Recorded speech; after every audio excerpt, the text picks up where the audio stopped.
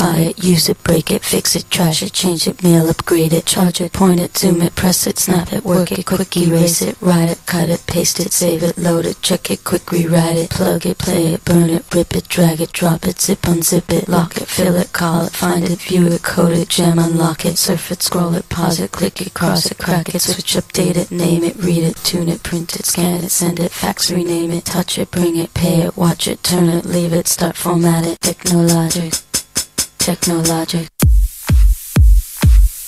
Live from studios in Self Hall on the beautiful campus of Jacksonville State University, it's the Hey Techies Show. Now, here are your hosts in chairs that should have been thrown out years ago, Michael, Bruce, and the Guru.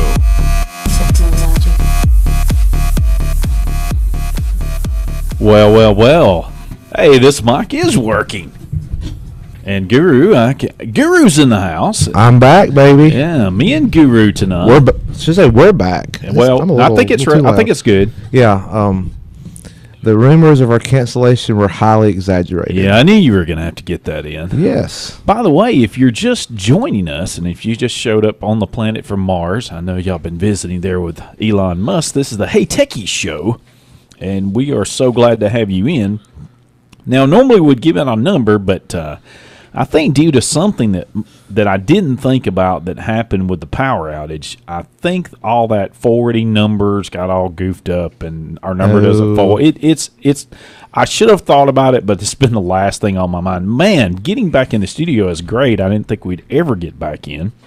I didn't think I would make it tonight, to be honest with you. I know. Yeah, but I'm so glad you did, Guru, because I know everybody's missed you, and I've missed you. I've missed you. I've missed our listeners. Well, we do have somebody. It felt weird walking in here it's been like 3 months. Oh yeah, feels like at least. Yeah. It was like, I think the last time we did a show in this studio was probably middle of December. Yeah, where I was in here. Now I think you did one by myself, in March, several weeks ago. Like it sounds good. It sounds fun. It's just me. But anyway, yeah, we don't have Bruce. Bruce is out, I don't know, in parts unknown on the planet. Let's just leave it at that. Let's play this. Yeah. You know I got my soundboard right now. Yeah, I know. Where in the world is Bruce? Yeah, where is he? Well, I don't know. He's not here. No, he's not here. I can tell you. You can mark that off your list. He is not at WLJS. Yes, he's not. But anyway, that's okay. He's off. He's off doing what he has to do to earn a living. So, working for a living. And of course, if you don't know, this area here, Jacksonville, was devastated by a tornado weeks ago, and really during our spring break, and it was an odd timing. It was good in a way that people were gone, students were gone, but even so, as bad as it was, no loss of life here in this area. Yes. It was quite the miracle. I've heard all kind of stories. I've seen. You can just, if you drive around, or if you can, this area is just, the devastation is amazing. Just the devastation of trees. I mean, the tree loss is unbelievable. Yeah. You just wouldn't. Of course, one of the things that makes it so unbelievable is that we have so many. This area here, we have tons of trees up there behind the. And you take them for granted until they're gone. Yeah. Because, like, for example, once you get past the square, heading north on the main drag, Highway 21, Pelham Road, you can see, like, Wallace Hall and some of these buildings that were hidden by foliage all year. Right. I mean, 12 months a year, you cannot see them from those vantage points. Now they're clear because of all the foliage we've lost. Yeah, it is amazing. And of course, they'll plant new trees at some point. But the university is back, obviously. Pardon me, but we are still getting things back together. And I would like to, and none of them will hear this, but anyway, it doesn't really matter. But I would like to say that our physical plant, the folks that work at our physical plant here at the university, along with many volunteers, did an amazing job getting this place back up out of the mire, if you will. Absolutely. And they put things back together. They pulled trees out. They pulled out stumps. They covered buildings. Of course, we've hired some outside firms too, and they've been part of it and have helped. But it's been an amazing change. Just the infrastructure to get old Kiddystone back up and going. All the people that were involved in that. It was such and it doesn't look like it was thrown together. I mean, I've been over there. I have not personally been over there, but flooring, I've heard. new paint. I mean, it looks really good. Yeah, let's give. I want to. So everybody who's been involved, whether you volunteered or if you were hired to do it, or if it's your job to do it, just pat yourself on the back. We're going to give you a round of applause here. From the Hey Techies show. Yes, because, basically in less than 3 weeks, it happened, it was 3 weeks from when it happened, kids were back in class. Right. And that first day or two is just trying to assess what was going on, what we had to do. So, in less than 3 weeks, what they've done is incredible. Incredible. I think part of what people don't realize is such a huge building Merrill Hall is. Oh, yeah. It doesn't look that big from the outside. But a lot of classrooms, a lot of office space. All of those people have been displaced and moved to other places, mostly at Kiddystone, the old Kiddystone, rather. And then you've got places like Wallace Hall. The offices are heavily damaged and they're displaced. Some are down at our other facility down there near Jacksonville Hospital. Some are in different places on campus. And ROTC, the ROTC building is there. Those members are displaced from that. And then you've got some in Martin Hall. They did, and then you've got two. We were able through an ability for basically a point-to-point get Brewer Hall back up on internet this week. Cisco, but we have yet to get that done, from what I understand, to Stone Center. So Stone Center is still without the network. They have power, and that makes it difficult for the folks that are trying to do their job, because it's we're so dependent on. We talk about on this show about all these cloud services and different things, and we're so dependent on having connectivity these days, and it makes it extremely difficult to get your job done without it. And you don't have even telephones now, because everything's voice over internet or voice over IP. Correct. So without that connectivity to the campus network, they're just kind of, they have power, they have water. That's about it. Yeah, and I think people are really learning how much they use technology or how much they didn't use technology, depending on how well they're making it with this lack of in places. And mostly just the internet, not necessarily technology in general, but a lot of these devices, some of them don't work too well without network. Right, but then if you somebody's home or their office here, had water damage or worse from this event, if you had stuff stored on your PC on site, and the PC is now ruined, and you can't turn it on, so you can't get to your data. I heard so it makes you think, what's my strategy for backup? Right, exactly. That is a good point. Whether it's for your business or your job, or if it's for your own personal things.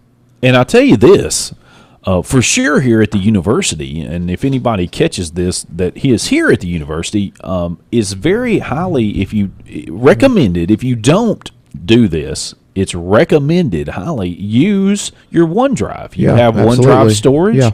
Use it, because then your files are not on your computer only. Right. You could get another machine up and running and download OneDrive and have all your data back at your access, or in a mobile device. Right. And if you're looking for something for your personal things, don't use your work stuff for your personal. Now no matter where you work, you need to separate it, but use Google Drive, so get you a Google account. Those are free, but there's alternatives. You can get a personal OneDrive account. You can get storage. I don't know how much they give you for free. Andrew's not here with us. He probably got it memorized. But there's ways. If you have an Apple device, you have the iCloud, and they give you so much for free. And I think even to add some, it's not that expensive. Yeah, I think it's like 99 cents or something per gig for something like that. And if you're talking about documents, that stuff doesn't take up a lot of space. Correct, right. You could definitely back up a lot of that. Absolutely. But So, I mean, yeah, and we've talked. If you go back through some of the older shows, we've talked about backup Absolutely. strategy. There's more heavyweight solutions if you're really wanting to be like overkill, like I am, and back up every cotton picking thing. Yeah. But I mean, there's all the whole gamut there. Yeah, but we've had some interesting things going on over the last many days. Yep. A lot of people throwing all of their weight and abilities into getting things like that one-stop shop up, so the students could come down there. I was involved in that, and getting faculty members, new offices or new digs or temporary digs. I don't know how long they'll be at Old Kitty Stone. I'm guessing a couple of years, and that's probably That's just your guess, right? Yeah, that's a guess. I don't think there's anything official out about. Oh no, there won't be. I mean, they haven't even started. I think they're still up in the air about whether they're going to tear it down and rebuild. Yeah, I mean, right. no one really knows. Yeah. The truth is, we could speculate, but that's all it would be. Right. But I've heard some amazing stories. Like this one story my daughter told me. She has a student teacher, someone that's doing their practicum up there. Well, apparently they're a student here, obviously. Okay. And so what happened was they live, ironically, in Coleman, Alabama. Their family lives in Coleman. In Coleman. Yes. And they were affected by hail, so like severe hail. Her family's home, now get this, her family's home was destroyed by the hail, and her car was there. Okay. And then the tornado destroyed her apartment here in town. Oh, Can you imagine? A double whammy. A triple whammy. Her car, she happened to be home for spring break. Her family's home, and then her home here. Yes. Her oh, my goodness. Bless her heart. That is awful. It is amazing. But, of course, still alive. Obviously, I'm sure she's grateful to have and that. that's the thing. All these material possessions that we lose, homes, businesses, buildings, your computer, even your data, it may suck. I mean, I'll just put it that way. It may be awful to have to go through that loss, but at least you're alive. We can't replace people. Oh, yeah, and I'm sure she feels that way. But I know, yeah. But it was just really interesting to me. Man, what in the world can you possibly imagine all of that happening at one time in one storm so many miles away to one person? I mean, I don't mean to laugh, but good grief. What are the odds? Well, I will say this too, and we haven't really talked about this. I've been out of the area this week. I've been at a conference. Sure. We can talk about it later, but people would see my JSU stuff on, and they'd be like, "Oh, JSU is like, oh, is it?" They'd be like, "Yeah, we heard about tornado. We're praying for y'all. That's very nice. Let us know. They want to know what's going on. Are everybody all right?" So I kind of give them the very broad stroke where I can tell them in like a few minutes. I can't like, "Oh, sit down. You got a minute?" No. Yeah. But especially the higher institutes of learning in the state. And I'm involved with them through my profession because we all work together in a professional organization, and they've really stepped it up, and it makes me proud to be in higher education. Right. Because if that was to happen to one of these other schools, I know we would rise to the challenge and help them out. Oh, sure, absolutely. So no doubt about it. Yeah. Well, when we come back, we will move on. Probably to something else, and probably get back on our subject. Who knows? You never know how this show's going to go. That's why you have to listen. Hey, Techies Show. Be right back. We're just getting started. Plenty more Hey Techies Show for your listening pleasure.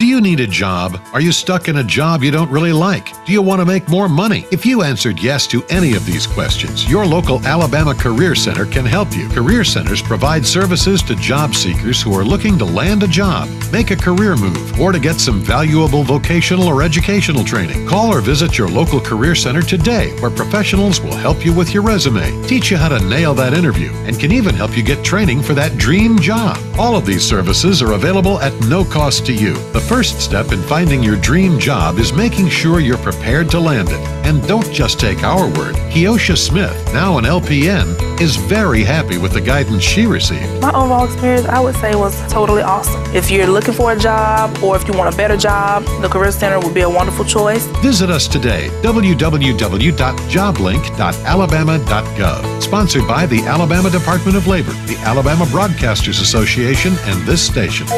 In Alabama, the recycling industry employs nearly 11,000 men and women. Recycling just 10% more would create an additional 1,400 jobs and $66 million in personal income. To learn about recycling opportunities in your area, contact the Alabama Environmental Council. Recycling works in Alabama. Brought to you by the Alabama Environmental Council, the Alabama Broadcasters Association, and this station. Right now, it's a great time for anybody ready to get some real work done in Alabama. Whether you're somebody who needs to hire, somebody who wants to get hired, or a student who wants to know how to prepare to get hired, there's a new unified force for your success and a brighter future. It's time to get to work, Alabama. Alabama works. Sponsored by Alabama Works, the ABA, and this station. Visit alabamaworks.com. Do you have a product, service, event, or just about anything to promote, but you have always assumed it was just too expensive? Then listen up. It's not. Here at WLGS, we have every patron spot available with a pricing plan that is sure to fit any budget. Just think your very own patron announcement with the potential to reach thousands. There are a few restrictions, but let us worry about that. Email us at questions@heytechieshow.com. That's questions@heytechieshow.com.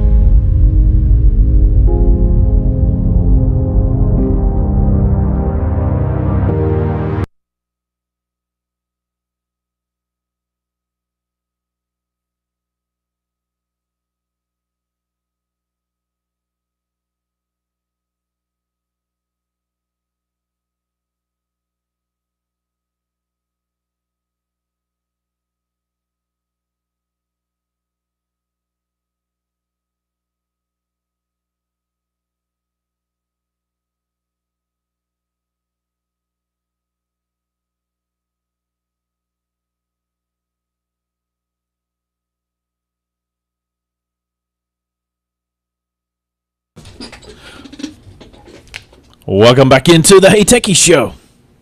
A little Toby Mac. That's right. Love me some Toby Mac. Yeah, I like Toby Mac. Absolutely. Well, so glad to have everybody in. If you do want to contact us, by the way, you say, I'm bored to death, but I'm listening to this show and I don't know how to contact you, questions at heytechieshow.com. That's heytechies with an S, show.com. We need heytechieshow.com so there's no confusion. Huh? We need like Hey Techie without the S. No, I don't think it's taken. I didn't want. There was something. Be cool if we could get like HTS.com, but those 3-letter domains are like they're already taken. They're gone. There was a reason I didn't do that. I can't remember what it was. I think there was something else similar to that already, and I didn't want to. Okay. So I fine. put show on there. Just remember, don't forget the S. Yeah, heytechieshow.com. Okay, so I've got a question for us. Sure. I just sound like muffled for some reason. Maybe it's just me. You're not. Maybe it's the flying today I did. I don't know the altitude and elevation. That's it. Anyway, you should be scuba diving and flying at the same time. I didn't do that. I haven't dove in several years. So somebody's got an iPhone 6. Yes. And the screen's cracked. Yes. So they're asking a recommendation about getting the iPhone 6 screen replaced. Should they? Is it worth the investment in paying to have the screen replaced, or should they look at considering just getting a newer phone? Well, I think your first reaction was what? Well, I was like, how old is it? Right. So I did a quick Wikipedia search. Right. It was the 2014, so it had been fall 2014. Right. So it's almost 4 years old. Yeah, it's pushing 4 years, 3.5-ish years old. And that was my first reaction is that, and then a second thing that I thought of was how much will the screen cost to replace? Right. Exactly. You know, if it's like $200, then it's like, oh no, that's not. That's too much. Now, if you can get it for like $50, Yeah, you can kind of kick that can down the road, because here's the thing now: when you buy these phones, either you're going to pay more every month and get a subsidized phone, if you can still get that. Those are hard to come by. Right. Usually, if you're an established customer with one of the big carriers, they'll still do that for you. Right. But usually what more people are doing is they're doing the device payments. So that's what I'm doing. It's like $34 a month. I understand. Right. iPhone 8 Plus. Right. So you're going to be paying somewhere between $20-$30 a month. And if you can pay $50 for a screen, because the device you've got is paid for, you don't have to, So what are your thoughts on it? Well, the only other thing I could think of, and I'm sure there's others, but right off the top of my head is battery life. If the device is performing like you want, then you might want to consider putting some money into it if it's not too expensive. That's a good consideration. But if you are sensing that you're having battery issues, it doesn't take the full charge, you're having any other kind of problems with it, then I would suggest getting a new phone of some type, or even you could go on. Let's see, I think you'd still get this. Let's see, you said that was a 6, right? You can still get the 7. Yeah, let's see what the price is of them. Hey, just hang on a second. Hold. Keep talking while I look. So I don't know if I can. I don't know if I can. Michael, you did the show by yourself for like 2 hours. Yeah. I know you can do it for. I'm getting there. I'm working out while I'm talking. But see, now I'm now distracted. You say something. It's fine. I'm looking. Anyway, I think if you could go and get either get the 7, the 8, or they get the 10. You can get the 6S. You still can get the 6S. Yeah. I bet you could probably almost get that for free. Let's see what it is. This is Apple.com, so your mileage may vary through your carrier. Yeah, but iPhone 6S. This is the smaller version. $449. Pay cash money. Oh, okay. Or $18.70 a month. The iPhone 6S Plus, which is the phablet size, the larger screen, 5.5 inch, $549. So $100 more, or $22.87 a month. Man. Now that's a 2015 model. So you're looking at I don't know, 2.5 years old. Yeah, I don't know about that. But you bring up a good point about the battery life. If that's the original battery, then your battery's long in the tooth. Yeah, I know. So I don't know. Maybe $50 if it was $50 to replace the glass. Okay. Okay. So here I got an update. This is from the person that asked the question. Somebody sent me a text message, by the way. I know. Anyway, right. I ain't gonna say their name. We get it anyway. We can. They're probably not listening to the show. So that's okay. I've had mine for about a year. They're saying, so can't remember if it's a 6 or a 7. Had a bike wreck on Coldwater Mountain and landed on the side where my phone was, and landed on the side where my phone was, and cracked screen. Oh yes, cases, baby, cases. Oh yeah, and insurance, because that's a whole nother discussion. Cases. So he's had it about a year. Yeah. So more than likely, either he's still under contract if it's subsidized, that's a good point, or he's still making payments. More than likely, if you don't have insurance, then you're going to have to dole this out yourself. So I don't know. And with it being about a year, the battery's probably still in pretty good shape. Yeah, that would be my thinking too. I mean, like I said, usually about the 2-year mark, at least in my experience, you start seeing issues. Right. Most devices, that's true. Yeah. So, if you could get it fixed inexpensively, that'd be the way I go. But I don't know. What am I saying? I got a Pixel 2. You got a fancy phone. Well, I do right now. I'll tell you what I'm amazed about it, and I've said it before. And matter of fact, just this week I got another update. I've gotten more updates on this phone. Because it's actually a modern phone. You had a phone that was so old they quit updating it. That's why. No. I'm getting more updates on this than I did my other. Well, duh. I think I only got 2 updates the entire time on that other phone. Period. Ever. Well, I mean, it may have been long in the tooth when you bought it, like in terms of when it was released. What was it? Do you recall? I know what it was. It was a Moto X. I loved my Moto X. I still would. I wouldn't have it now, but it had a broke screen too. That's why I got rid of it. So they're telling me it was a 24-month deal. So that's the device. Oh yeah. Yeah, they're not going to be able. If you replace it, you're going to put yourself in a bad situation. Probably. And they can't remember if they have insurance. So I would check first of all if you're not sure. Check with your carrier. I would go to the carrier. Check with your carrier. They can tell you. They can tell you in like a minute flat if you have insurance, and if you do, they can give you instruction on how to proceed. Right. In this case, if you don't have insurance, you're still making payments. Well, you're gonna have to get it fixed. Now, the other option would be is to find a cheaper phone to get you through. Of course, if you're still gonna have to be paying for this phone, right? I mean, if you because I mean, you're gonna have to get it those fixed. device payments. You're on the hook for the money. You're either gonna have to go back to your carrier and beg for some way or another to get out of it, or you're going to have to get it fixed or live with it. I think those are the three options right now. Yeah, and I'm also adding. I'm texting them back, but if you don't have the insurance, you're probably going to have to replace the screen. Yeah, definitely. Yeah, I mean, you want to. I would be able to. I mean, I have stood a little while on a cracked screen. Well, let me just tell you this. So, so I got my phone in like one of those rugged. You can't. Of course, people maybe can see it from the video, but probably not. It's not that clear. Rugged cases for my iPhone, but the front is exposed. It doesn't like do full protection. It's not like an OtterBox. Those are just too bulky for me. Right. But I've got one of those clear glass screen protectors. You know, like the actually made of glass. I love it. I actually got it at Walmart. I didn't pay much for it, but it's really good. And what's good about it, the way you apply it, like the applicator, it's basically like a little template. Like you set your phone in it. Yeah. Then you just like set this thing over top, and it puts it in the right spot. Right. No bubbles. Oh wow. It was like, I forget. I think I paid like less than $10 for it. Wow. Well, anyway, I'm getting to my story. So loved it. Well, I had this phone, and I dropped it on concrete. It cracked the screen protector, not the screen. Right. But that was driving me nuts. Yeah. So, I mean, it was like 6 p.m. on a Saturday afternoon. I'd been working all day in the yard, and I was tired. But I went to Walmart and got me another one because it was driving me nuts. I was like, I got to replace that. Anyway, that's me and my OCD. You're OCD. Come on now. Very. Really? I don't know. I can't believe I've not been diagnosed, but something. Pardon me.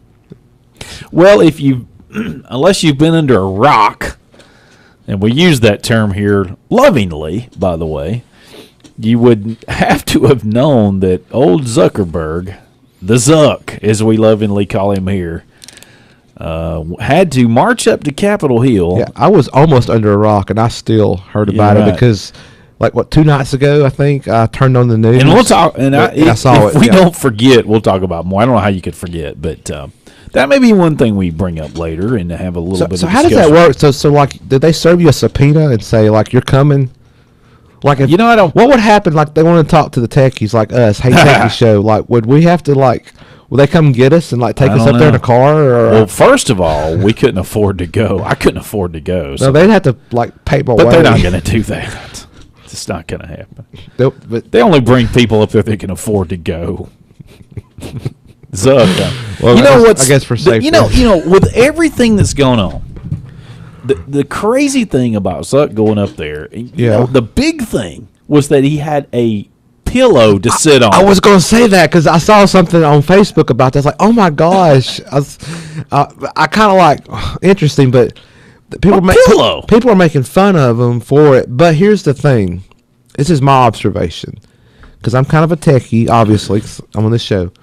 But I think they did that for the television because, like, C-SPAN is for years has broadcast all these hearings. Yeah, it could be like we're gonna have a hearing with with Joe Smith, just Joe Q public person, and it's not anything the media carries, but C-SPAN would carry it. Look, so like they're okay, Mr. Zuck, we need you to we need to get you where we can get you a good we can get a good shot of you. This thing was broadcast to Neptune, Saturn, Mars, and Pluto. Yes, so I guarantee. So the Tesla going around the sun picked it up. Yeah, the rocket man in the Tesla could have seen these interviews. I mean, it was everywhere.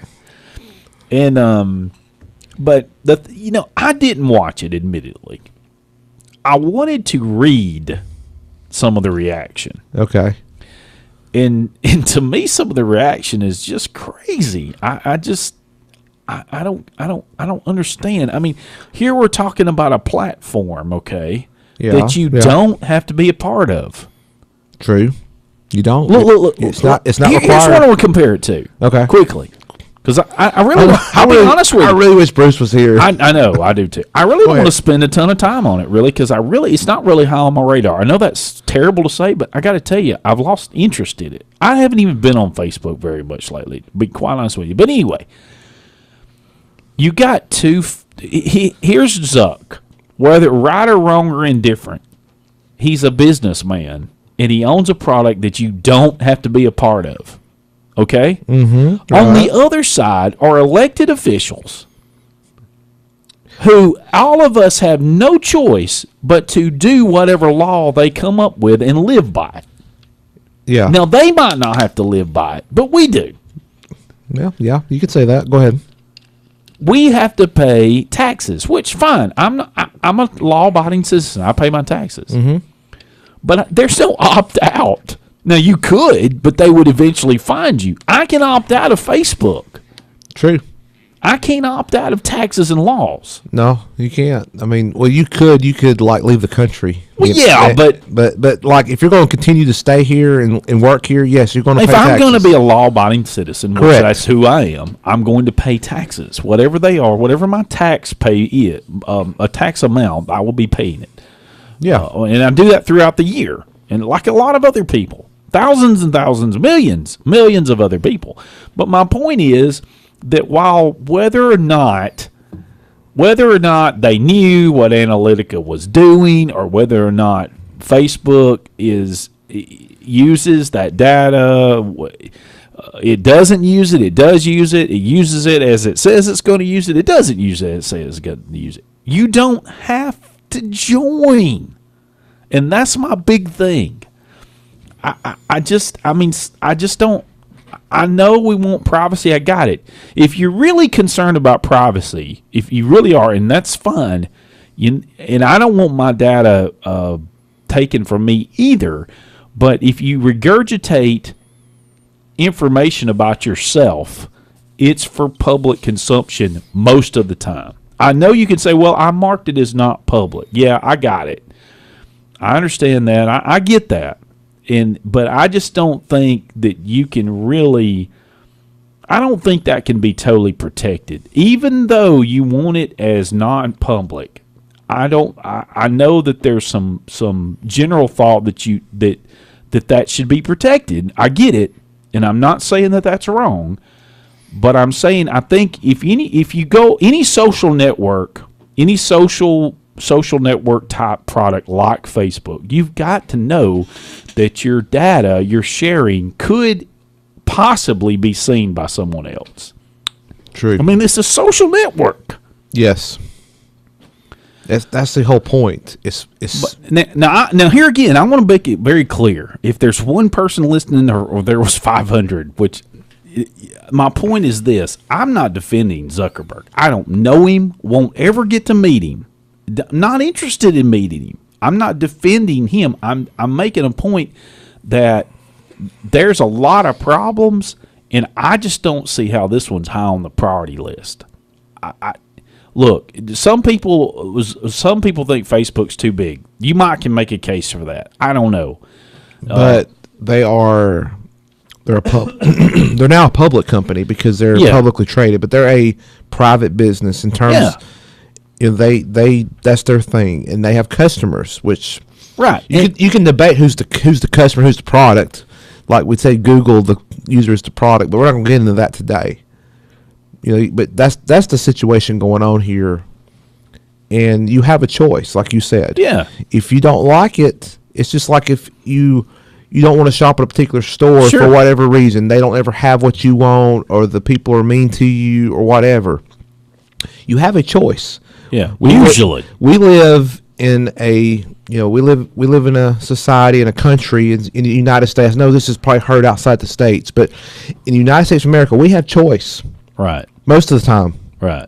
Sometimes it's you can debate that too, but I always use the term you can vote with your wallet in terms of like commerce. I totally agree. And with Facebook, your friends are on it, and it's good to keep up with people, but there's other ways to keep up with people other than Facebook. So you have a choice.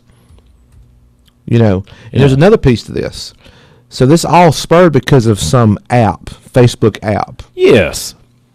You know that, and when you and there's tons of these games. There used to be like Farmville. I don't know if that's still a thing. But there's all these different Facebook apps, and if you want to play them or participate in that, whatever it is, that thing, that app. Correct.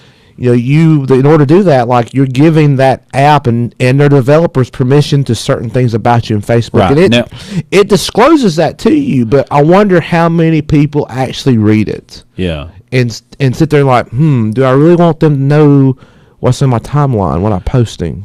I noticed some people were. I'm just making an observation here. Right. Yeah, I agree with you. And I totally agree. That's how they got the data. They weren't hacked.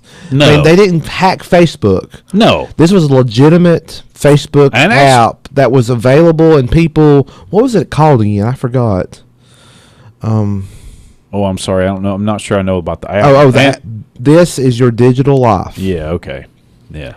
And it's people are like, oh, you need to try this. You need to try this. You'd see somebody post about it, and then you'd click on it or select it on your app on your phone, your Facebook app, and it'd be like, okay, in order to use this, we need such and such information about you. Sure, it's just like end user license agreements with software. I mean, I think the average consumer don't read them. Oh yeah, they say, I agree, whatever. Yeah, so, I mean, right. I mean, just make sure we put that clear. That's how this started. It wasn't worth, By the way, I hacked the data. Speaking of that, I'm glad you brought this up. I got a little pop-up the other day when I happened to log into Facebook, and I do not have the app, by the way. I log into a browser. And it said, how can I tell if my information was shared with Cambridge Analytica? Yeah. And then it goes on. Have you seen this? Did it pop up with you? I don't remember, but anyway, go ahead. It says, recently we shared information about the potential misuse of your Facebook data by apps and websites. We also shared plans for how we were taking action to prevent this from happening in the future. Click below to see if your information may have been shared with Cambridge Analytica by the app This Is Your Digital Life. That's what reminded me about that. Yeah. Okay, so I want to go back because I was thinking about what I just said about a legitimate app. This Your Digital Life. I don't know what it did. I never looked at it. But what Cambridge Analytica did was not apparently what they were supposed to do with that data, I think. Well, I understand that. But I say all that to say, using these little Facebook apps, there's risk involved. Yeah. And I know you get to play with you get to do the Farmville stuff, and there used to be some cafe thing, and there's different, there's tons of different games, yeah. Sometimes people I'll get a notification, it'll say, well, such and such invite you to play blah, blah, blah, blah, blah game. Right. And it's like, no, I don't want to play it. But that's your choice. Again, it's choice. You have choice. By doing this, you give up some of your stuff on Facebook. Right. To a third party. Yeah. Well, anyway.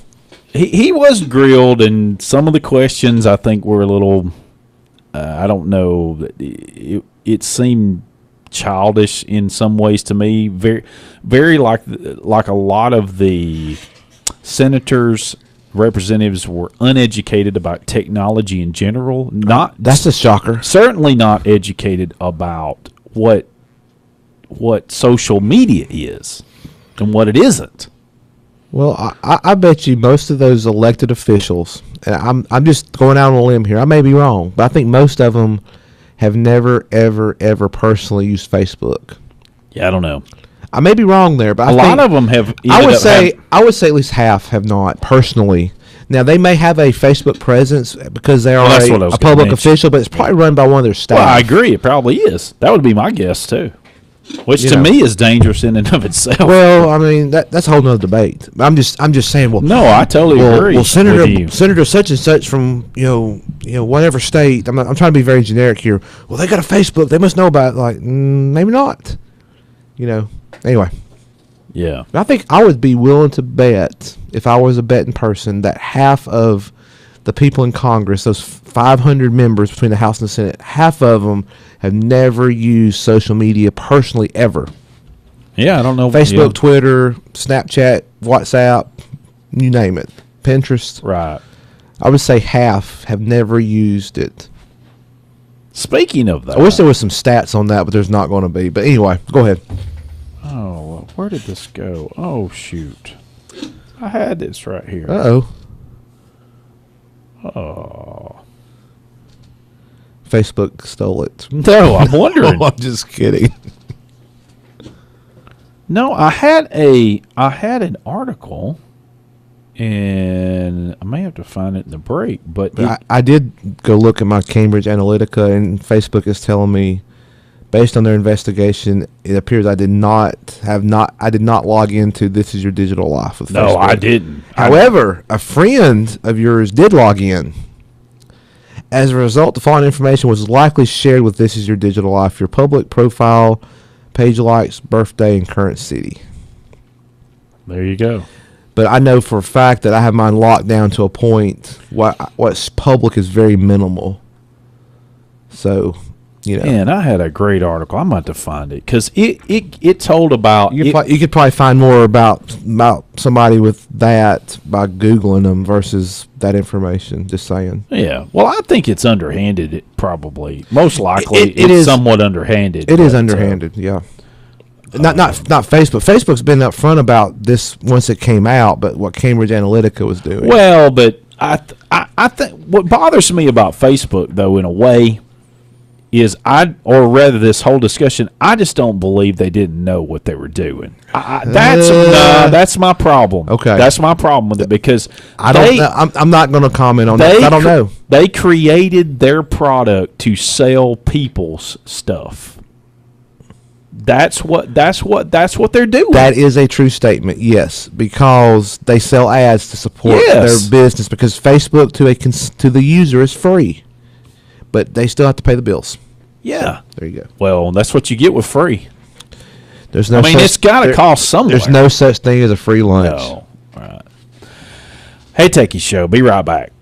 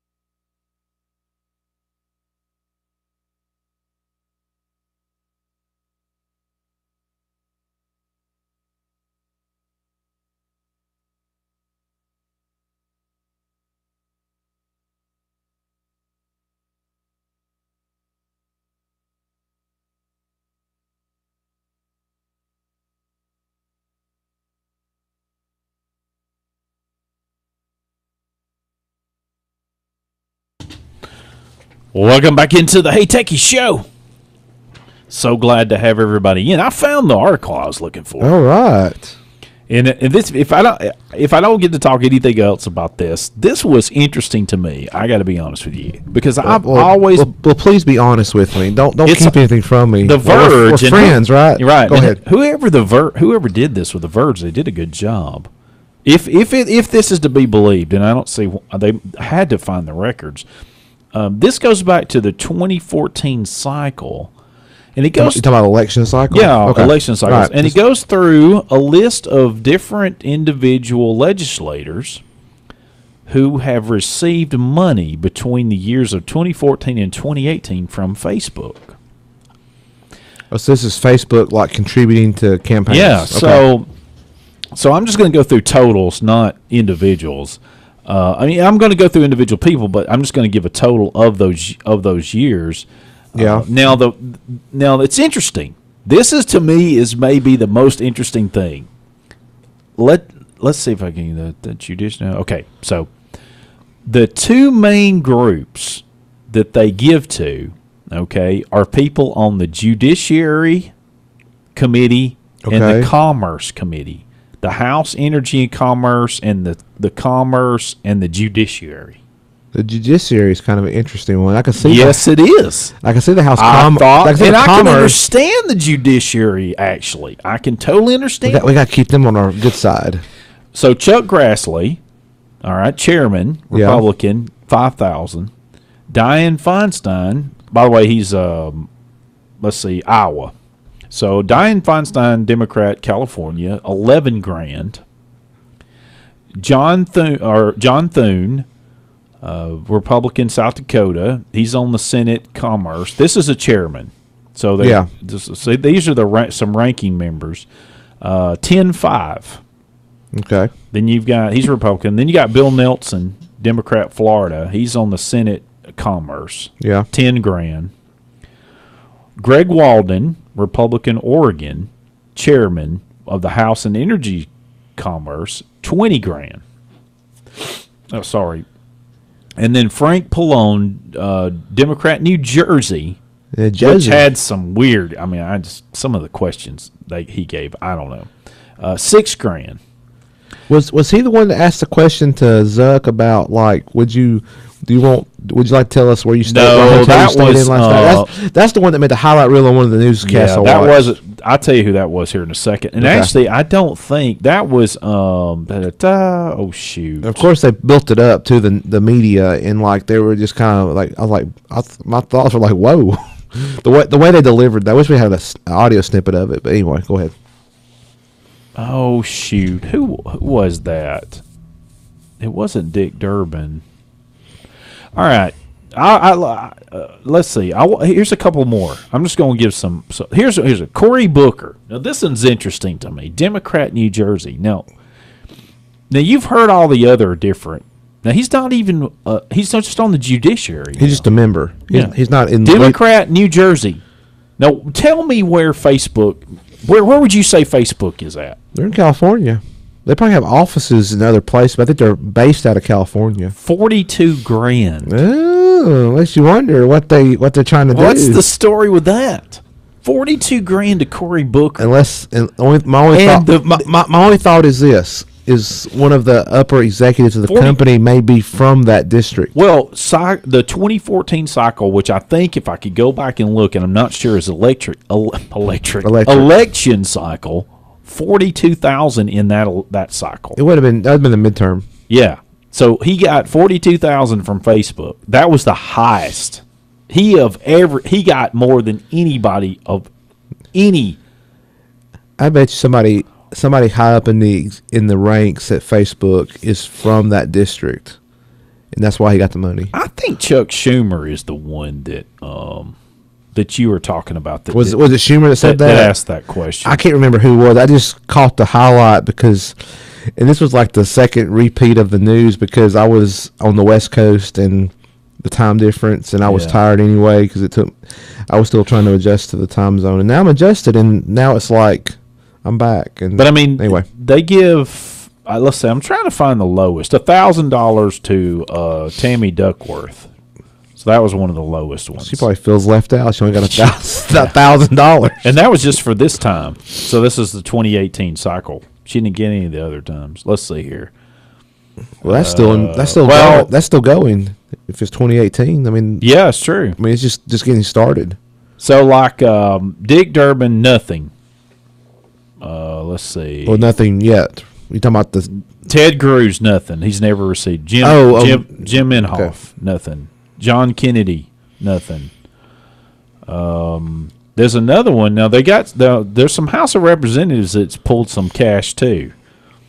There's an Anna Eshoo from California. That makes sense. 39 grand. A little over 39 grand. Wow. Over the total 14 to 18.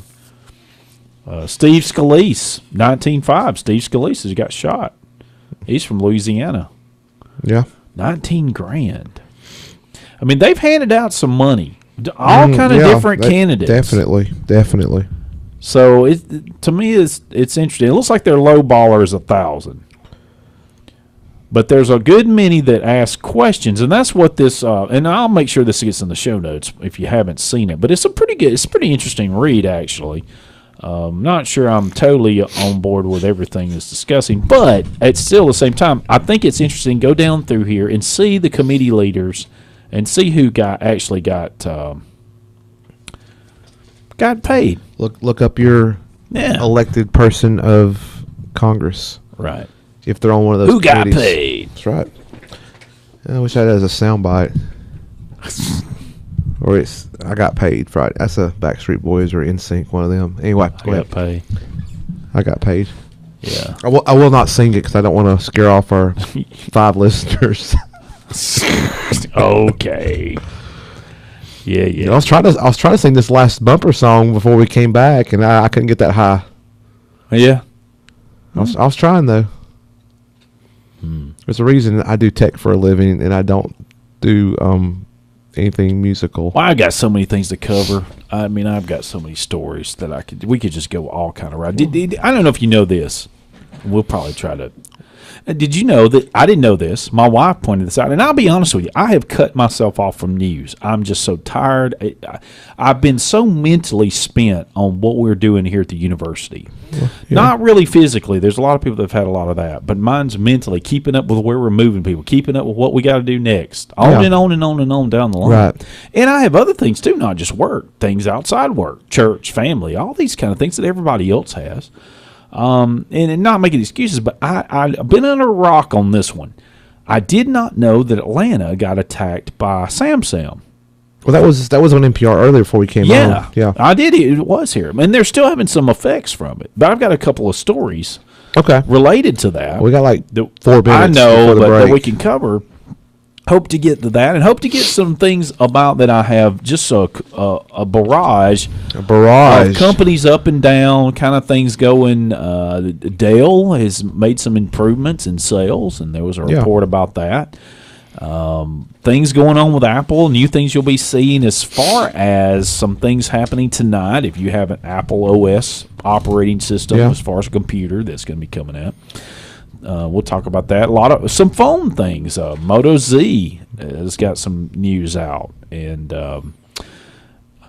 if you're interested in that, a lot of people don't. My son has a Moto phone. Yeah, one thing we haven't mentioned because we've been off there a few weeks.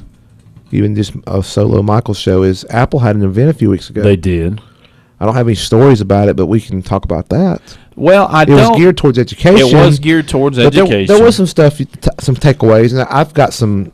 Okay. We had some analysis. We'll call it that. There we go. Well, like the big time there. I like those big those big news shows. Really, analysis. Yeah, he really thought that one up. That's analysis. Right. That's right. Yeah, I'm surprised I could pull that one out because my brain's like an overload from the last week. Hey, I know. Because I started my my trip. And of course, this time last week. And of course, while we were gone, in our little break, the Tesla had another wreck. Yes, that big wreck, fire crash. Someone died. And I actually saw a Tesla yesterday. Yeah, and a lot of interesting takeaways from that. If maybe we could get before the end of the show. SpaceX had another launch. A lot of big launch. I want to talk about SpaceX more. We might not get to it this week, but like, I'll say this: if we don't get to it, keep a watch on SpaceX. Oh, sure. That's for our listeners. Watch them. You just keep an eye on them.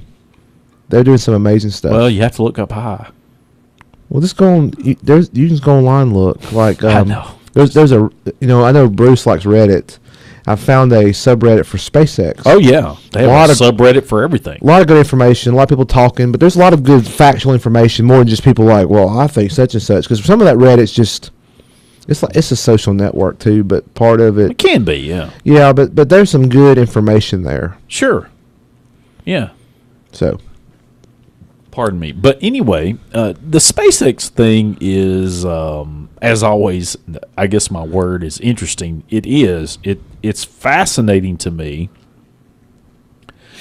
about how well they're doing. Yeah, and I was down near SpaceX too a few weeks ago. We got to talk about that, man. Yeah. We need about 5 hours. Yeah, I know. We got to talk about your trip down there. I was gone a few weeks prior. Right. Oh yeah, we've been gone from the show for too long. But there's a SpaceX. You can twist some SpaceX into that trip. That's true. I paid a visit. I know that was cool. You got to see all that. Yeah, I thoroughly enjoyed that.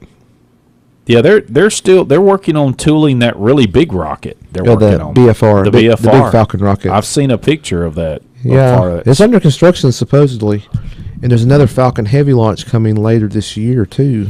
Well, I had an article, and I don't know if I just read it. I don't think I have it, and I doubt I could find it now. But it was a very interesting discussion about how many launches they could do in the next many years. They believe that in the next few years, they could be getting ready to do one a week. Oh, yeah, they could because they're about to. They're almost at 30. I think they're going to be 30 this year. Yeah, and they're getting to the point now where they're getting their final, like, Block 5, I think, of the rocket, the final version of the Falcon 9. And they're going to get it to a point where they can get it rapid reusability. It's going to be amazing. It'll really be neat. That's for no doubt about that. Well, Hey Techie Show, our dose coming up next.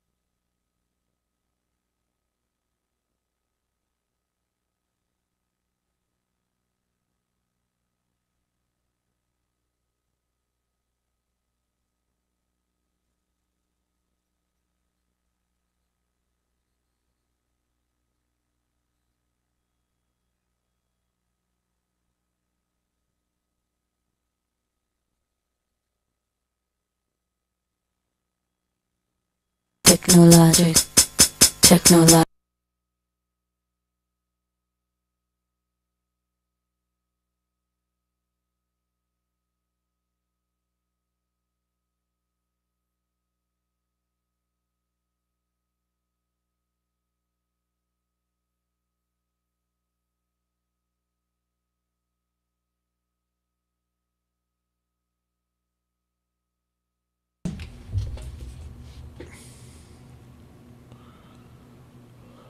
Welcome into the Hey Techies show. Our dose. I was going to say the dose. Oh, sorry. That's okay. I goofed it up. You did goof it up. It's all your fault. Yeah, I know. So glad to have everybody in with us. And if you would like to contact the show, questions at heytechieshow.com. And maybe next week you can call. Yeah, maybe so. And maybe Bruce will be back next week. I know. Fingers crossed. Yeah, who knows? Of course, his wife, whoo, God bless her, she's having to raise 2 kids. That'd be tough with the husband gone a lot. Yeah, so. I have a lot of respect for anybody that has to work a lot away from home, and I don't mean when they're gone for multiple days at a time. Yeah. You know. Yeah, so it's very tough. Yeah, I mean, it was tough on me being gone like a week, and this is like a couple times a year when I have to travel. Right. Yeah. So anyway, well, before we were breaking, I was giving a little bit of information about a couple of stories I want to cover, but one I would really like to take a quick second to waste time on. All right, seconds up. Yeah, that's about right, too. I don't know if you noticed this, but there has been an ongoing effort to change emojis that people deem dangerous, or rather... No! Yeah, that they deem offensive and or can lead to violence, what have you, to innocuous type emojis. Like, for instance, a gun emoji, which looks like a cartoon gun, I might add, by the way, to change that to a water gun emoji. Or an apparently... Apple's already done that. Yes, they have, and many others. And so Twitter's doing that. Twitter has done that, or is going to do that in their next Twitter update. So basically, Tweemoji. Try saying that 10 times fast. Golly, don't hurt yourself, Michael. Tweemoji 2.6 will have a water gun instead of a real gun. But the problem is, none of them are real. It's all fake, cartoonish, drawn characters. So can we call it this? Well, no. I'm sorry, I couldn't resist. I know. Is it related to fake news? No. But my point is that this whole obsession over eliminating the idea of a gun and or anything that might look like something that is dangerous, in this case a gun, into something innocuous like a water gun, fine and dandy, but the reality is neither one of these emojis can hurt anyone. You can't.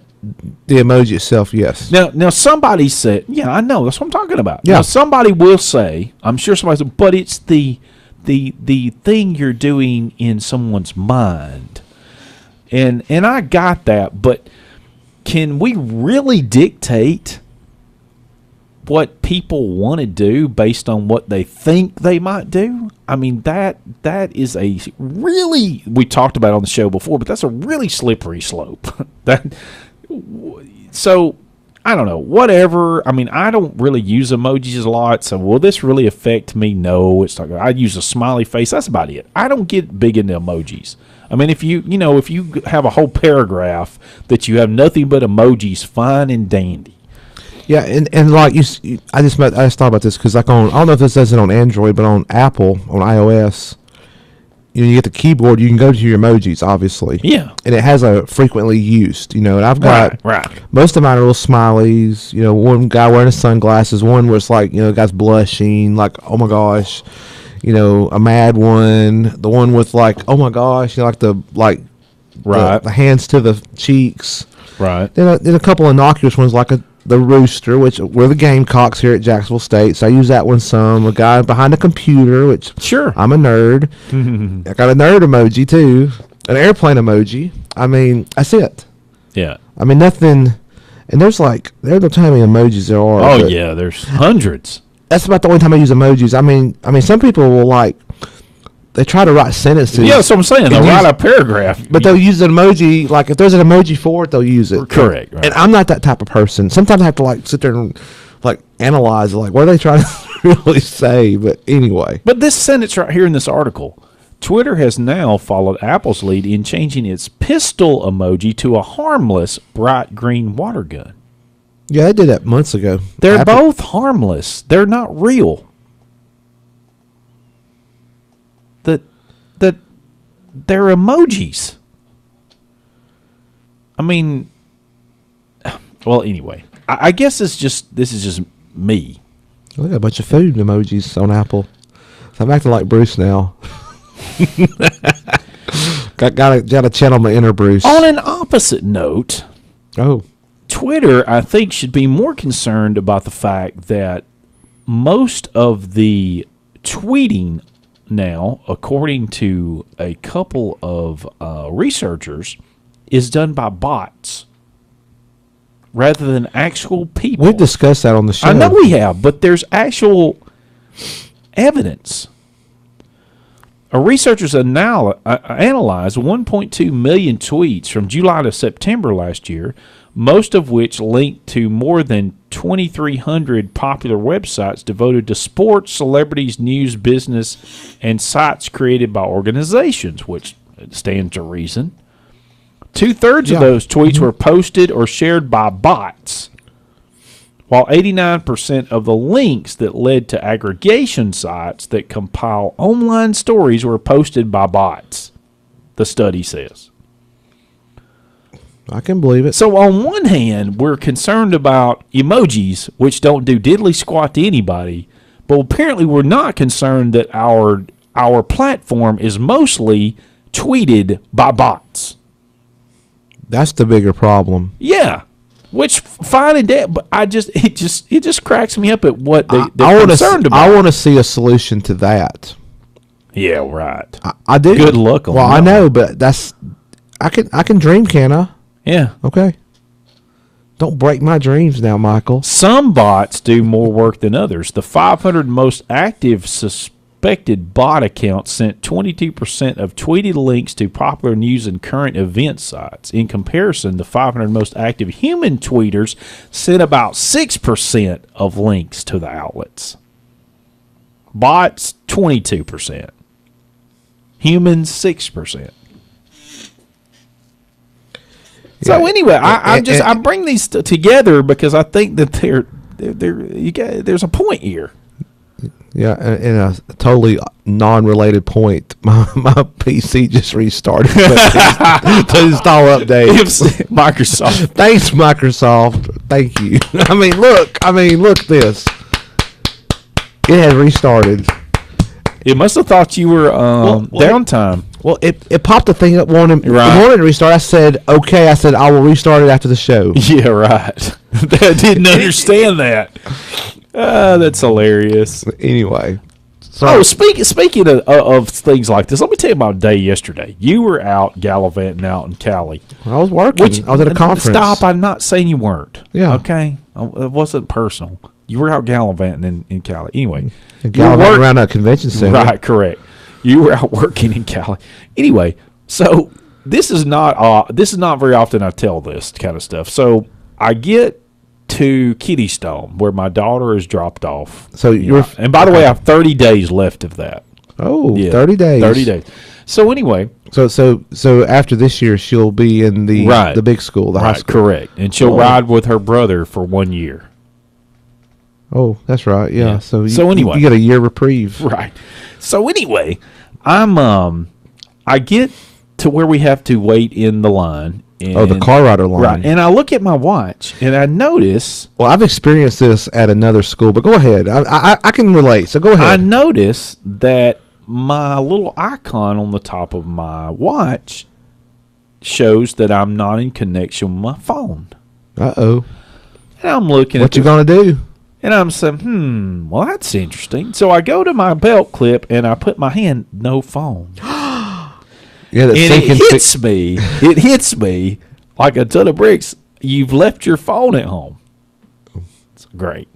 Okay. So I'm thinking at this point, well, do I go through the rest of the day? Because I really needed it. I had some things, and I ended up really needing it. So I said, So I said, well, I'll drive home. Drive home, pull up in the park, in the driveway. Yeah. My wife's already at the door. She's heard, I think one of the texts is from you. Or somebody, I don't remember. It might not have been you, but she'd heard it going off. Okay. Because when it's not near my watch, it won't be silent. Right, like it's just like my Apple Watch. Right. Yeah. So anyway, she says, "I noticed you. I figured you might come back home because you left your phone." I said, "Yeah." So, but before that happened, I took my sunglasses off and they broke. This is not kidding. This is all happening in the same morning. So here I am. And I'm thinking, do I want to get back in the car? I mean, what's next? It's like I just need to stay at home. Yeah. Have you ever had that morning? It's like I've had I that. just could not believe it. It's like, really, what is the worst? I don't even want to ask what more could go wrong. And along the same lines is when I travel, I always get this feeling like I'm gonna forget something. Yeah. Oh yeah. Which I know I can get it where I'm going because I'm not going to some like remote place. Right. But then the worst thing is like I had this feeling after I got into the airport this morning, and then they were asking for volunteers to check your carry-on. Yeah, sure. So I wanted to graciously volunteer because I figured somebody that's boarding later in the boarding may not have that luxury. And after I checked it, I was like, oh gosh, do I have such and such? Because I don't have it on me. Which I do. I had it on, but it's just anyway. I thought of that when you said all that. So anyway, yeah. My PC restarted, so I don't know what time it is. But anyway, it's time to go to break, Guru. I'll get my clock back up. Bless his heart. Hey, Techie Show. We'll be back shortly.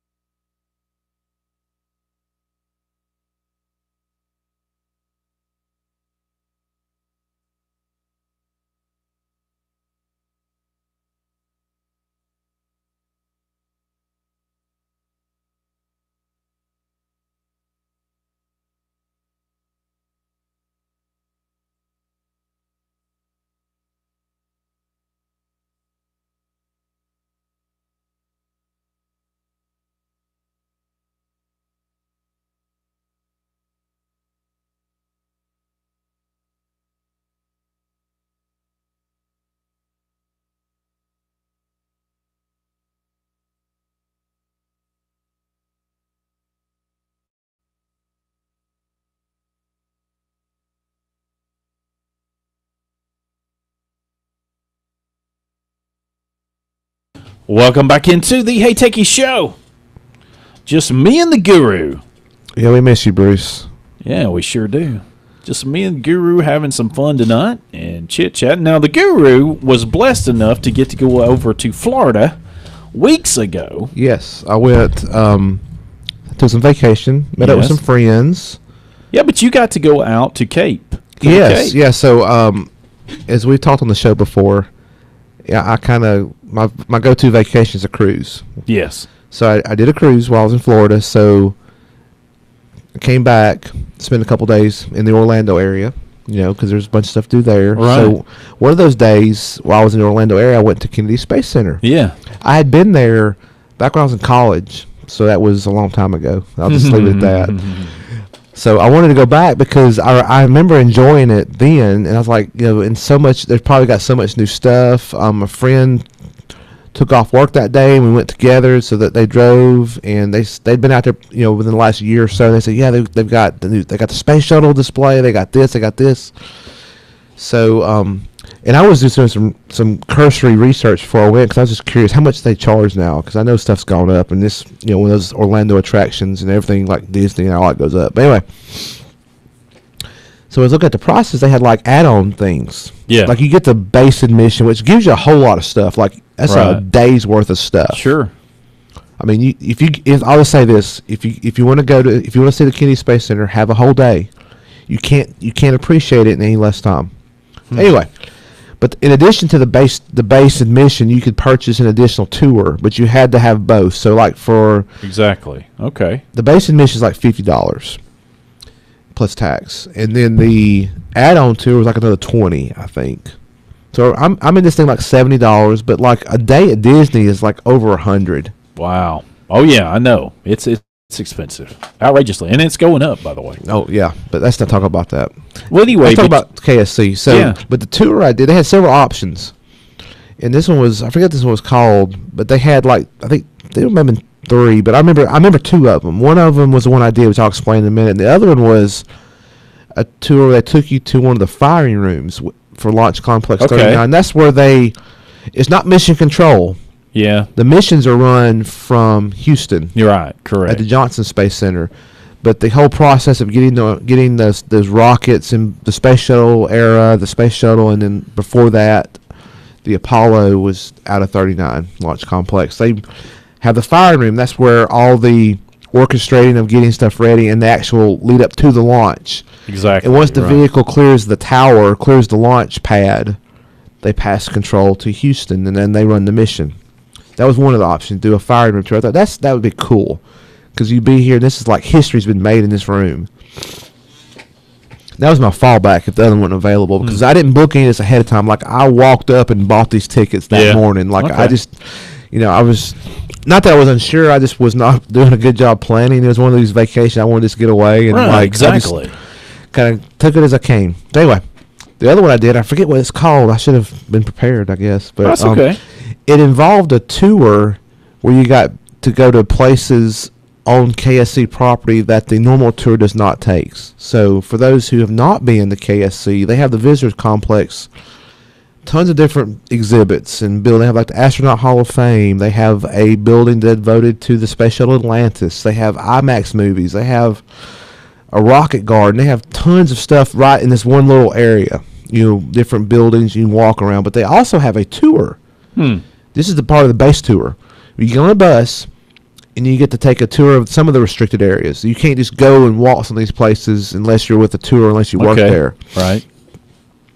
And you get to go by, like, the vehicle assembly building. That's that big, tall structure that they put the rockets together and the shuttle when it was flying.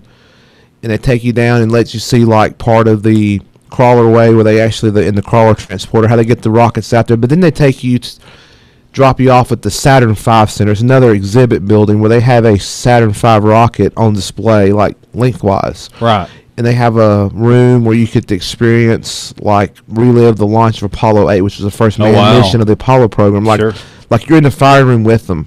Very well done. That's the $50 tour. That's all part of the $50 admission. That's awesome, right? Yeah. Well, you had never been, so this sounds awesome. It sounds neat, yeah. So for an extra $20, you had a different tour on the bus. We made multiple stops at different places. We stopped at the NASA Causeway, which is where you can see like all these launch pads. Like, I mean, and they're far off, but you can see them. Right. It's, even with my iPhone, I could take decent photographs of them. Some of them, the Air Force uses. Some of them are used by SpaceX. Right. One of them they're getting ready for the new space launch system that NASA's developing. I was like, this is neat. It's like you see this stuff on television, video, and all that. Then they take you through the industrial areas, and this is on the bus. And they tell you about different stuff, and it was very informative. The tour guide we had was awesome. He was an awesome gentleman. Then they take us down past the vehicle assembly building, and then you go down the little crawler way where they take the rockets back from, I think, of the spatial era, because that's where I grew up, but the crawler era too. Right. But you go all the way to where, buddy, you're right there at the launch pad that SpaceX is using, 39A. Wow. Like, we come right by. I've got a picture, and there's the building that they built at the base of the launch pad where they build the rocket, and then they take it up to the pad. Got SpaceX on the side. I got a picture of that. Huh.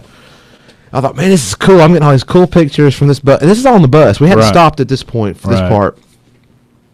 We go back behind the launch pads here, but the launch pads are right on the coast. Okay, correct. We're kind of behind the launch pads.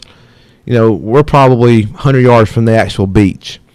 They stop. They stop and let us get out. It's called the remote camera site. So what it is it's like the name implies. They have a remote camera. So when they have launches, they have a camera there. It's like on a big trailer thing, but gets footage. Yeah, because being that close to these launches is dangerous for a person to be there. So they operate them remotely. But it was up on a hill, and they had it where you could get up there.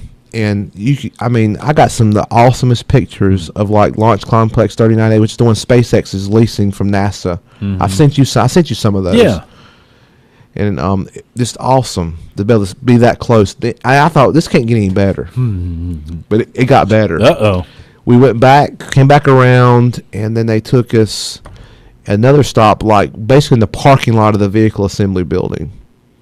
And they had like one of the armored personnel carriers they used during the space shuttle era on display, and they had that in case there was like a emergency at the pad and the astronauts had to get out quick. Right, exactly, yeah. But I've got like selfies and pictures of me standing there, and in the vehicle assembly building is like this massive thing right behind me. It's probably from here to the end of the parking lot. Wow. And then they had, I think I told you this, like the buildings, it's big obviously, but to give you the idea of the scale, if you've seen pictures of it, there's an American flag painted on the side of the building. Right. Well, on the concrete where they let you walk around and look, they've got a portion of the American flag painted there to the same scale it is on the building to give you an idea of perspective. Wow. The stripes, the red and white stripes, are 6 feet wide. Wow. No, excuse me. The stars are 6 feet wide. Pardon me. The stars are 6 feet across. Okay. The stripes are, I forget the distance, but it's enough where a vehicle can drive across either a red or a white stripe. Oh, wow. Yeah. So I'm standing on the painted portion of the American flag, and then the VAB's behind me. And I was like, dang, this is like, I was nerding out like huge. It'd be neat to see a launch. And there was a launch originally scheduled a couple weeks before I went, and I made these plans, but they changed it. And launches do that. Yeah, you'd be. That'd be so awesome. You're just about to live down there to make one. You would. And my friend lives down there, and they've seen launches from their house before. They live like an hour north. Okay, yeah. But so we did that, and I was nerding out. I even had my SpaceX T-shirt on, and like the bus driver and our guide was saying, "Do you work for SpaceX?" I was like, "No, I wish." I said, "I'm a SpaceX fan." And it's like, "Oh, we love SpaceX folks, and we love SpaceX fans." Huh. So even the folks that work at the visitors complex, they're all excited about SpaceX and what. Sure. They're and then the space launch system which NASA's developing. Because there was this time when the shuttle was retired, it was like, oh no, what's going to happen? Right. But now it's kind of a renaissance down there. But after that, we left the VAB, went to the Saturn V Center, and you pick up the tour from there. So for that extra $20, you made extra stops and got to get out different places, which I'll just say well worth the price. Okay. Worth every penny. All right. If you're into that kind of thing. If you're into it, now some people like Guru, I don't care about that. Well, that's fine. Go to Disney. I mean, there's so much to do down there. So go to Disney. Right. But if you're interested in into the space stuff, right, I would highly recommend take a day, give Mickey a break, give Universal a break, SeaWorld a break, whichever theme park of choice a break, and drive out to the Cape. It's like 40 minutes or so from the Orlando attractions. Yeah. And usually if you're down there on vacation, either you drove your car down there or you've rented a car if you flew in, because things in Orlando are so spread out, you really can't. Exactly, yeah. You got to have a vehicle. I'll bet. And there's probably tours you could do that'll pick you up at your hotel in Orlando and probably drive you out there. Sure. I'm assuming you could do that, but that was the highlight of the whole trip. Almost. The cruise was good. Yeah, I'm sure. But it was right up there with the cruise. Okay. It was the last day I was in Orlando, so it was kind of a good way to finish off my time there. Now, while we were gone, there was an Apple event that you mentioned. And Yes. it was an education event. Yep. And I know they had released some education products. I know they had released a lower cost iPad, from what I understood, from what I could tell. Yeah, I'm trying to pull that up. So if you give me Okay. I know that stall just a minute. I know they released a lower cost iPad, which is interesting to me. As though the $299 or $399 or whatever it was. Yeah, an education iPad. It's $299 for schools, right? But it's $329 for everyone else. So you can purchase this even if you're not affiliated with a school. And it's that was kind of the star of the announcement, according to this article from The Verge. I would agree. It's a 9.7-inch tablet. But the biggest update about it, not just that it's a $299 iPad, which, let me start with this first before I go on. But the $299 price point, they're trying to get back down there to compete with Chromebooks. Yeah. And that was one of their price point was kind of hurting them, because we've said this before on the show. When schools are looking at putting technology in the classroom, price is a big thing, because they have so much money, in their budget, or they got a grant. There's so much money available for devices. Exactly. And if you buy iPads before, when iPads were $400 or more, you can't get as many. Right. And especially if you want most bang for your buck, or you want to do a one-to-one situation where each student's issued a device, cost is a big factor.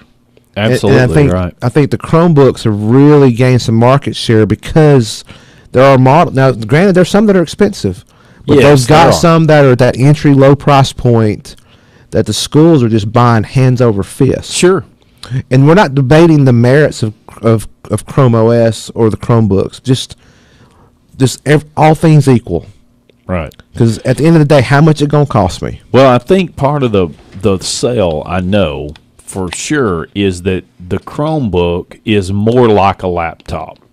True. That is true. That you have a device that has a hinged keyboard that's with the actual monitor. Now, if you're going to look at something like, we talked about this how many times? I know we beat it into the ground. A tablet, like, you're going to, if you want a keyboard experience, they're going to have that, but it's aftermarket.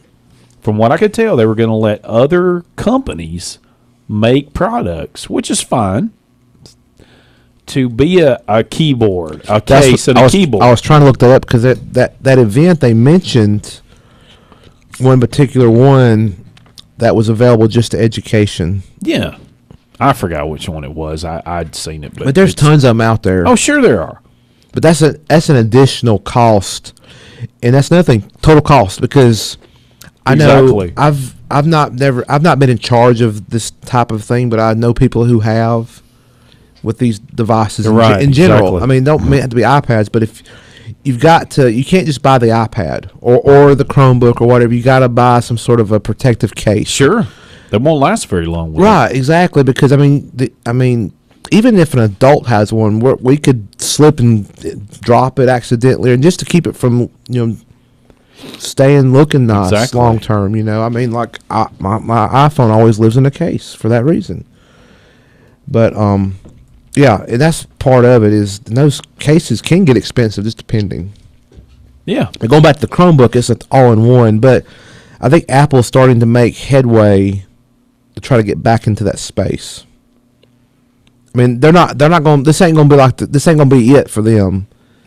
I mean, not it for them, but this is not going to solve all that price point issue. I'll just say that. I got what you're saying. I think some schools may go back to that because they won't, or this will continue their purchase of that product. Rather, True. Maybe they were at the end of a buying cycle, and maybe they're starting a buying cycle and a purchasing cycle, and they may have been looking at what their options are because cost was a factor. Now, it's $299 now. Well, that helps our budget. Correct. Right. Yeah. Right. Yeah. And if they had all the previous infrastructure of, say, AirWatch and all the other things they've invested in, I could see how that might be financially viable. Yes. I know a lot of people don't care for the iPad as an education product. And we're not debating the merits of the product. Right, I know. We're just talking about strictly the cost aspect and whether you would go that route or not. And you talked about AirWatch or mobile device management. That's something you got to consider too. Correct. Because you've got to manage these devices. Right. Because, I mean, even though this is in the classroom and it's for education, you've got to treat them like it's like a business at this point. Sure. Yeah, I totally agree. And some of the stuff is because Apple's environment's different than any others. There's unique products to serve that, and if you've invested money in it to switch platforms, there's a cost associated with switching that's beyond the devices. Right. But to keep talking about this iPad real quick, one thing about this ain't just so normal 9.7-inch iPad. This one actually supports the Apple Pencil. Yes. Which is new. Of course, the Apple Pencil is an additional cost. And I'm not saying you've got to have an Apple Pencil just because you got to have an Apple Pencil, but there's some use cases where that would be good. $99 is the cost of Apple Pencil, but it is $89 for students and teachers, which that goes with line with Apple's 10%. They give 10% discount to anybody in education. Right. So you could have gotten that before the announcement. Right. At so $89. almost over $300. I mean, well over $300 to $299. I know base price, but another $89. You're basically in $400 if you get just an iPad and a pencil. Right. Then a case may put you back another $50, so you're looking at close to $450 per device. I mean, I think Apple's trying to address the issue that the cost of the device is such a high hurdle. Right. And it could help some schools. Oh yeah. Now if continue or switch back or switch. Yeah, you know, if you're needing the touch aspect for your education purposes, then this certainly is an option. Yeah, the education specific iPad will include Touch ID, HD FaceTime camera, 8 megapixel rear camera, and it runs on Apple's A10 Fusion chip, and it claims 10 hours battery life. And there's an LTE version available as well, which is probably more than the $299. Oh, sure. But the 10 hours battery life is huge because you can get through the school day. Oh, yeah. Because, you know, in a traditional classroom, you're not going to have easy access to plugs for all students. No. So I'm sure part of it is them keeping it charged at home. Well, yeah, I mean, you got to teach them some responsibility. You got to charge it. But there's also, real quickly here, that was kind of the big thing. But there were some other things and it's like they're partnering with Logitech because Logitech had some time on the stage about there's a Logitech crayon, right, which is an alternative to the Apple Pencil. It's $49. Oh yeah, well there you go. So I'm saving money already. It probably is not as full featured, but if you want some sort of a stylus type thing to use with the iPad, it's more than just a stylus. That may be an option. Apple also says Logitech will offer a $99. Oh, here's the $99 iPad case with a keyboard component that's designed to be rugged. $99. $99, but it's got it's got a keyboard. Oh, I got it. It's another $100. Yeah, I mean. So now you're $500. And they also announced some updates to iWork to incorporate support for the Apple Pencil. Now includes a digital book creation tool that lets teachers and students build books together by adding pictures, handwritten notes, hand-drawn illustrations. There's also some updates coming. There's some classroom management apps, one called Schoolwork, which is for teachers to manage their daily classroom digitally. So it's almost like an LMS, a learning management system.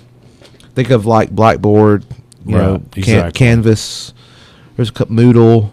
So it's almost like a little basic LMS. Mm-hmm.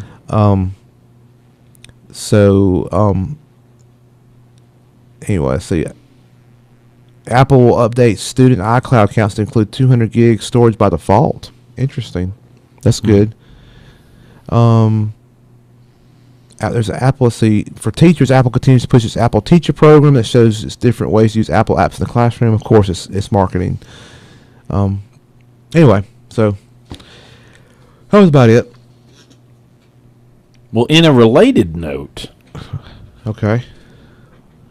No, I appreciate you bringing us up date on that, because I just read this article from The Verge. I really didn't get to watch that. I didn't. I was busy working, and they didn't live stream that one. They had it available for playback later. Yeah, I think I watched something Mac Rumors did. It was like the whole event, like 5 minutes. Right. Go out there and search for it. Oh my goodness, I cannot believe how much I'm yawning. I apologize. It's terrible. Quit yawning. Apple Music has just surpassed, according to this article, 40 million paid subscribers. Really? That's what they say. Paid subscribers. That's what they say. According to this article, it's the people that signed up for the free trial and forgot. Well, now I don't know, and their card got charged. and They hadn't realized it yet. What I can't quite figure out with these numbers, I'm going to read this sentence how it's written. Apple Music now counts for more than 40 million paid subscribers in 115 countries, with some 8 million auditioning the service via free trials.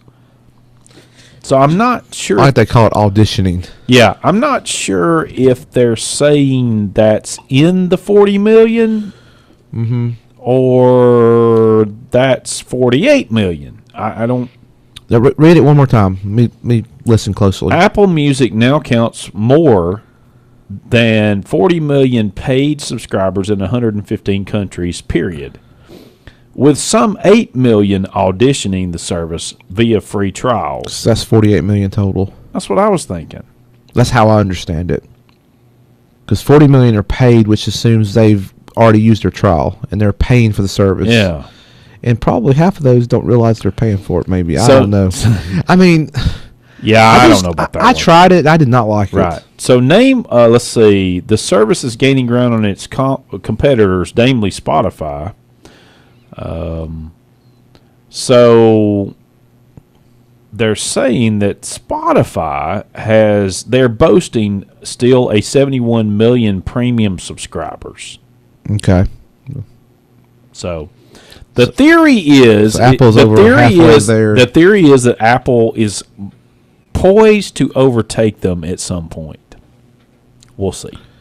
I don't think they're going to be able to catch them. I don't know. We'll see. We shall see, as we've said many times on the show. Just stay tuned, folks. Yeah. And let's see. I was trying to. My screen's gone dark. Okay, I got a minute. A minute and a half. My here. PC hadn't rebooted again. Thank goodness. No. Google now they're saying that they're possibly going to be killing off the Pixel and the Pixel XL, the first one. Yeah, that one's like what? How many years has it been since that came out? Several years. I was gonna look real quick. The Pixel and the Pixel XL was October 2016, so just a couple of years ago. Well, it's a year and a half old, so they're done with. Like, you can't buy it. Well, they have the Pixel 2. Yeah. And there is belief that there's a new Pixel coming out eventually. So the Pixel 2 would be like what the Pixel 1 is. So they're discontinuing. And I think part of this concern about that is that those that hold on to a Pixel will have little to no support. Well, I'll just say this. And some people like Michael and Bruce, if he was here, probably won't like me saying this. No, I don't care. This is an observation, and I may be wrong here, but my observation is that these, in general, Android devices, they're not supported long enough. Yeah, I know. And definitely, I think it's factual that Apple iOS device supported way longer. Oh yeah, we've said that here. Android. We've said it on there. Yeah, you're right. But that's not long enough. I mean, that's just kind of a year and a half. I mean, we talked about earlier, but device payments and contracts and stuff with phones. I mean, typically that's a 2-year commitment, whether your service you're keeping it 2 years, or if you do the $20, $25 a month, whatever the device payment is, usually over 24 months. So technically, you could have bought this device, and you're still paying for it, and it's no longer supported. I mean, that's awful. I'm sorry. Yeah. I'm calling foul on Google for that. Yeah, I gotta look this up. I was thinking that was 2015. We'll look during the break. Bruce would know right off the bat because he bought one originally. Yeah. Hey, Techies Show. Be right back.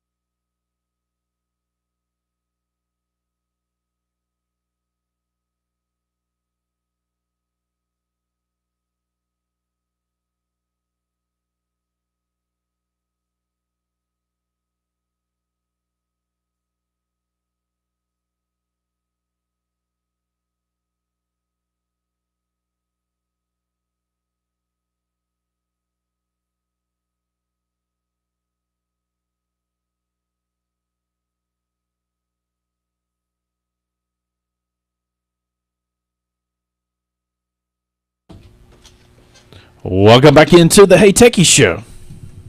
Little Mandisa to wrap up the show. Yeah, it's about over.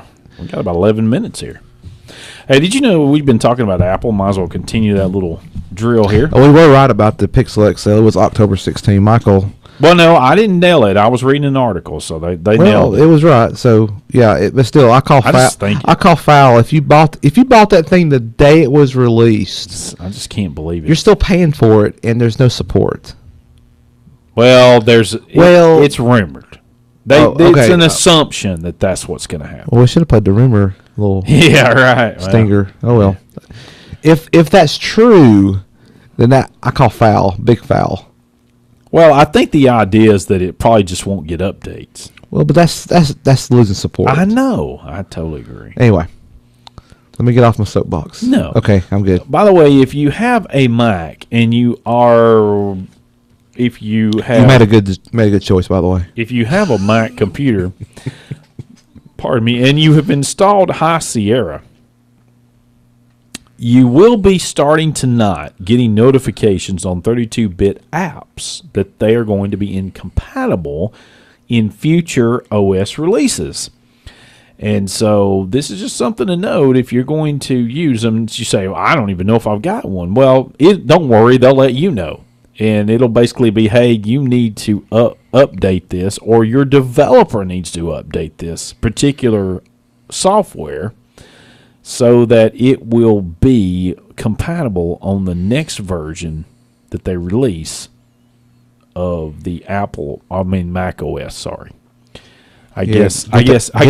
Get that right. It's Mac OS. That's right. The higher Sierra maybe next. I don't know. See, we had Sierra, High Sierra, highest Sierra, maybe higher Sierra. That way you don't. That's that right. Way you still have room for highest. That's right. Maybe they go to higher Sierra and then highest. Yeah, maybe so.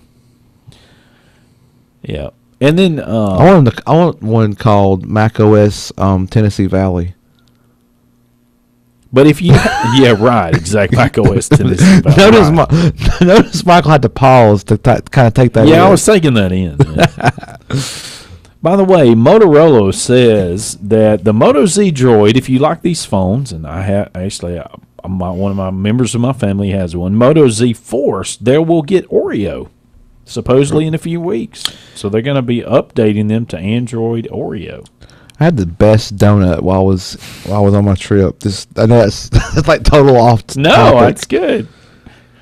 The best donut. A place called the Donut Bar. Well, hey, that would seems. I had a French toast donut. Amazing, and it wasn't even warm when I got it. 'Cause somebody else got it for me and brought it to me. It was gotten cool by then, and it was so good. I'm sorry. No, you're not bothering me. I'm just over here talking tech. Well, they use tech. Sure, at the donut to make bar. The donut, right? At the donut bar. Yeah, you can plug your device up. That's right. Yeah. And I think I had mentioned this earlier, but I briefly, we didn't really. Dale. Oh, go ahead. I got something else. Ironically. Yeah. As you well know, you may not know, but as you well know, I hope you know, that PC sales are down in general, especially home PC sales are down. They've been down. They've been on a downward trend. Even of the success stories, it's still a downward trend. Yeah, been happening for a while. Right. Well, actually, ironically, Dell has had the biggest percentage bump of growth. Oh, really? Yeah, from year to year.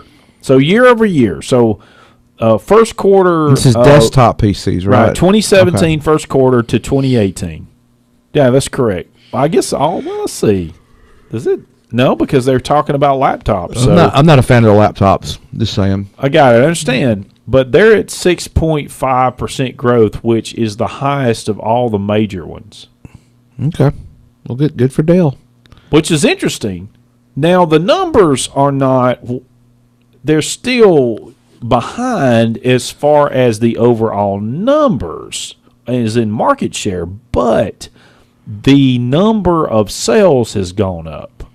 Well, I mean, that's good news despite the overarching theme of declining PC sales. Having said that, this is an interesting stat that I want to read here real quickly out of this. I didn't read the article, but we'll make sure we post it. Who is down? Asus at 12.5 growth drop. They lost 12.5, or they're Asus. They had over 4,400 in sales same quarter last year, 3,900 this quarter. So they've gone. They've had a drop in 12 point. Acer Group, 41.89 to the, and then this quarter 38.28. You want my prediction? So they've had a drop of 8.6. You're going to see a merger and/or acquisition of one of these smaller companies soon. Well, probably. That's a rumor we started, folks. Now HP's at the top of the heap, but they've only had a 2% growth. They pretty much have 12.5 first quarter 2017 shipments and 12.8 for 2018. Anyway, what were you going to say something? Oh, yeah, so talking about technology. So the hotel I stayed in, I'll tell you where I stayed. I stayed in San Diego. Probably it's not a state secret, but the hotel I stayed in, something I never experienced in a hotel before. What's that? I got there, and my flight got there before the room was ready. I got there before the normal check-in time, but I went up there. I got dropped off at the hotel because I figured, well, room's not ready. I can go walk around and get some lunch or whatever. So my room is not ready, but they're like, okay, if you want to give me your cell phone number, we'll text you. Yeah. When your room's ready. I said, oh, that'd be great, thank you. Mm-hmm. So I gave him my cell phone number, and sure enough, I got a text. A couple hours later, we have your room ready. Please stop by the front desk. Mm-hmm. But so I thought it was going in there. I thought, well, that's nice. You're gonna text me instead of call me. Sure. Make sure I get it. 'Cause I could be in the middle of something, but I know I can come by at my convenience and check into my room. Well, throughout the stay, they continued to text me. Mm-hmm. But it wasn't a whole lot. It was just a handful of times. Let me find the thread, 'cause I kept it. Well, I got so many texts. I can't find it now. I can't find it. Oh, this is bad radio. It's dead air. Dead air. It's fine. I'm looking for a phone number. It's got a name. Hang on. I'm looking. Everybody's done this. I thought I had that text, and I don't never remove these threads. Oh, You got too many. It was Ivy. IVY. Ivy, your personal text help. Okay. You can text for towels, Wi-Fi, or things to do. Reply now. Wow. And I did ask a couple. I asked a question. They answered it. They're like, hey, this was later on. This is like a day or two later. We just want to check in, make sure everything's all right with your room. Oh, I know what it was. This was that same day, because when I got to my room, the water wasn't working in the room. So this is before I knew about Ivy and the text assistant person. Yeah. So I just called down there. I picked up the phone and call, and within a few minutes, like the maintenance guy's like, I'm working on it down the hall. That's why it's cut off. You'll have it in a few minutes. I'm like, okay, thank you. It's just like, but then they followed up with make sure your everything's all right. Sure. I was like, well, yeah. Neat. So I replied, yes, everything's good. Thank you. Then a couple of days later, they say, hey, we're just asking. Our goal is to ensure your experience has been excellent. On a scale of 1 to 5, how's your stay been with us so far? A -2. No, it was great. I gave him a 5. I thought that was really cool. Yeah, that is neat. It's probably there's probably some software involved, because it's probably not Ivy answering all my texts. Well, yeah. But it's probably getting pushed to some software of theirs to where. Right, exactly. Somebody on premise can respond, because the responses aren't immediate, so it's not like a bot. Right. And the responses are like somebody actually typed it out. Exactly. So kudos. I love seeing that stuff, because in the hotel industry, they're usually slow to catch up. They have Wi-Fi, and that's great and wonderful. We expect Wi-Fi now when we go. Yeah, people expect Wi-Fi in the bathroom. Yeah, but stuff like this is really good. And then, like in the room itself, like the television had like all the little. They had like a little right below the TV where you could plug in your laptop or audio device or whatever and use the TV like plug your laptop in and watch a movie. Mm-hmm. But it was like very convenient. They want you to plug in your devices. Had HDMI and VGA, sure. Any kind of connector you needed. You could just plug it in and then put it up on your TV. There you go. So kudos to the hotel industry in general. I hope this is a trend that's going forward. Going forward, there you go. Yeah. Well, the Guru and I are winding down our 2 hours of excellent broadcasting to you, our listeners, and we appreciate it so much. And if you are in the area you were affected by the tornado, I am very sorry to hear that. And there has been tons and tons of help. I didn't mention this earlier, but Samaritan's Purse has been here. Billy Graham, I know I'm missing some, but a lot of the community churches came together and they took in donations. A lot of the different organizations from the area. So it's been a huge effort. That disaster recovery center is still available. So if even if you don't need help today, let them know where you stand. Right. Because if maybe later you need some assistance, and you've already kind of started that process. So, but we really appreciate you for listening, and thank you so much for being a part of our radio family here. From all of us to all of you, have a fabulous weekend.